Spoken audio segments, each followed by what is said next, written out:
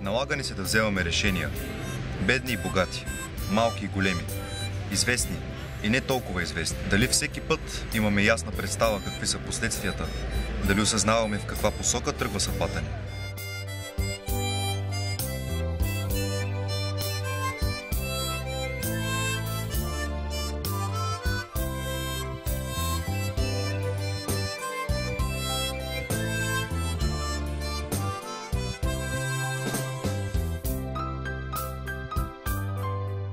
Тази сватба е може би най-шумната и най-известната сватба през 19 век. Събитията в Шумен, във връзка с така наречената френска сватба през януари 1875 година, са много коментирани. Не само в България, но и отвъд Дунава. Днес брак на българка с чужденец не би предизвикал кой знае какъв интерес. Защо през 19 век подобно нещо ражда от страна на тогавашното шуменско общество? Симон Фере е французин, а въпросната девойка Василка Константинова е от заможно семейство и говори най-популярния език по това време – френски. Известно време е била и учителка. И да не пропускаме, че е била най-личната мома на Шумен – красавицата в единствено число. Така както я представяш, звучи като шуменската хубава Елена, за която не си е водила битка, но е предизвикала доста полемика около себе си. Братът на Василка, преводач на френско-белгийската инженерна бригада, ръководеща строежа на ЖП линия. В дома им са гостували не само заможни и образовани българи, но и чужденци. Кандидати много. И когато девойката избира чужденец, всичко се обръща наопак и започва масов протест на шуменци. Обясненията са различни. Тръгват от отношението на чужденците към българските работници по ЖП линиите. Преминават през личните мотиви. Но по-скоро са демонстрация на национално самочувствие. Необходимо е не само стопанско замогване, каквото в Шумен е безспорно. Да не пропускаме, че става въпрос на брак на православен с католик. Културни особености, вяра, език, традиции. Обществото се нуждае от ориентири, личности, включително и лица, които да възпроизведат националното самочувствие. А чрез брака тези красиви лица напускат българския периметър. Обществото приема това като посегателство. Горката Василка, излиза, че нейното лично щастие е станало залог на еманципацията на едно общество. Все пак Василка и Симон сключват брак в Русе, където остава до края на дните си. Но защо Панайот Волов, който от една страна застава начело на протеста, а от друга упражнява своя френски със същата тази Василка Константинова? Работи за това българите да се чувстват достойни и равноправни с европейските народи, от които до една известна степен се взема пример. Това за пример е вярно и доказателството е първата българска конституция. Търновската от 1879 година. 4 години след тези събития. Конституцията е създадена по белгийски образец. Волов е водач. Да стои отстрани и да гледа ли? Разчитат му, вярват на него, уважават го. И нали така е редно? Водачът да застане напред. Едно предположение.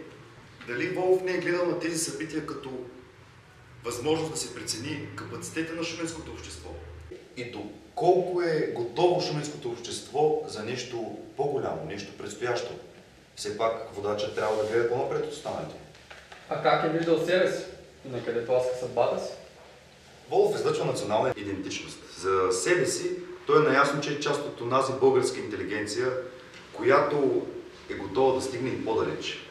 Търси начини за осъществяване на национална независимост. В личен план, че от тук нататък ще извърши действия, които ще бъдат оценени, така, че името му да бъде записано в Български национален пантеон. За пантеона той е оставил на другите, на поколенията, включително и на нас. Това е преломният момент за Волов. След русенския турски затвор, той се откъсва от тази местна и локална среда, шуменската, и се отдава на една по-мащабна, по-широка и действена сфера – имигрантската. Волов не е непознат отвъд Дунава. Той пристига с биография. Учител, просветител, читалищен деец, ръководител на протеста срещу властта, последовател на Левски. Също така е лежал и в турски затвор. Бил е и председател на революционен комитет. От фотографията на Волов се излъчва решителност, енергичност.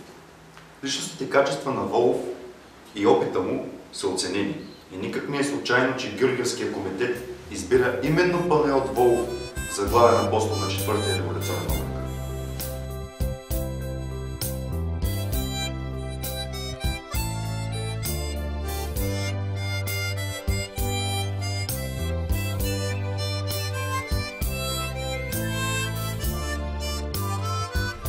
След потушаване на въстанието, Волов бяга, както между другото правят и много други главни ръководители.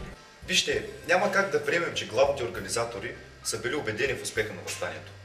По-скоро е ставало въпрос за проливането на кръв, което да предизвика решаването на така наречения източен въпрос, част от който е и съдбата на българите. А в Средногорието и Родопите са пожари и смърт. В 4-ти революционен окръг въстанието е било масово, всенародно, точно както Левски е желал, но е потушено жестоко. И да, смъртта е била навсякъде, но не само на въстаници, но и на жени и деца. Тоест, Волов бяга при осъществена мисия. Задачата по проливането на кръв е изпълнена.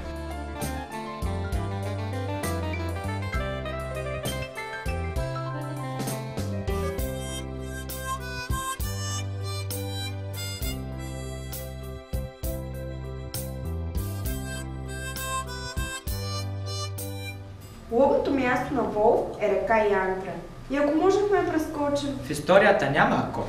Да, но какъв щеше да е Волов, ако... Има сведения, че на събранието в Борище Волов прехвърля правомощия на помощника си. Това е спорно. И въобще, ако е имало такова нещо, това е било част от пълномощия. Представете ли си днес директор на банка да се откаже от поста си в полза на свой подчинен или водач на изборна листа да каже, че има по-достоен от него?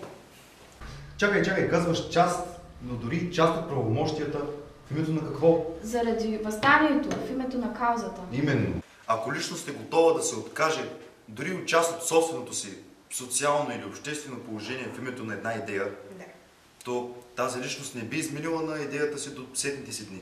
Щяхме да го видим на шипка, като опълченец. А в последствие, като един от строителите на възстановената българска държава. Но както е казал поета,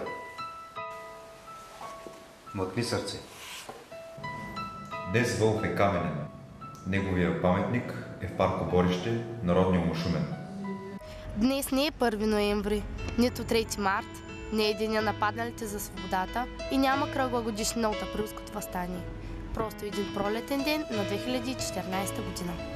Времето отсява събитията. Остават да личат делата и имената на личностите. На тях поколенията кръщават улици, площади, училища. Техните бюстове и паметници са в паркове и градини. Имената им са записани в учебниците по история. Мнозина са шуменските съратници на Волов, по-забурен 19 век, но колцина от тях днес са камени,